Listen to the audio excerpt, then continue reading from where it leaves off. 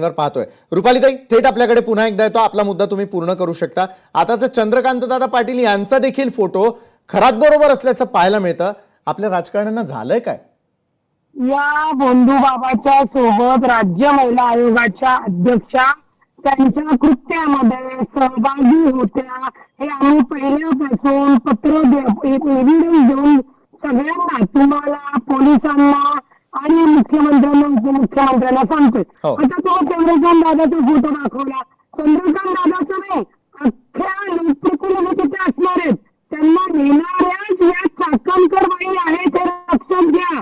या बंधू बाबाने चाकणकर बाई सोबत राहून तिला मी पूजा अर्चा करून पद देतो, मोहिनी वशीकरण करून देतो आणि त्याच्या माध्यमातून सरकारमधले हे जे काही लोकप्रतिनिधी मंत्री आहेत यांच्याकडनं पैसा टेंडर व्यवहार करून देण्यासाठी हे रॅकेट केलेलं आहे।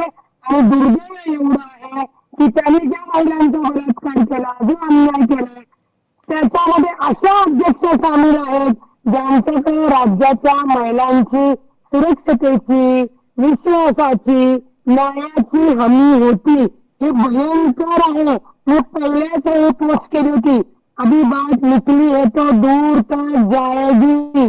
अजून बघा याच्यामध्ये कोण कोण येते, म्हणजे हे जे काही लोकप्रतिनिधी आमदार दिसत आहेत हे मी 100% सांगते यांची ओळख यांचा संपर्क चाकणकर बाईनेच करून दिलेला असणार आहे।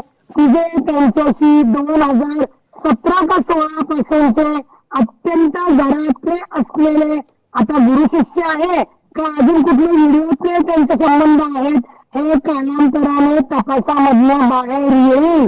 परंतु हे महाराष्ट्राचं दुर्दैव आहे की पदावर बसलेल्या व्यक्ती जादूटोणा विरोधीचा कायदा हा लोकांना आपण समजून सांगायचं सोडून त्याच्यामध्ये गुंतवणारे पदावरची व्यक्ती असेल तर ही शोकांतिका आहे।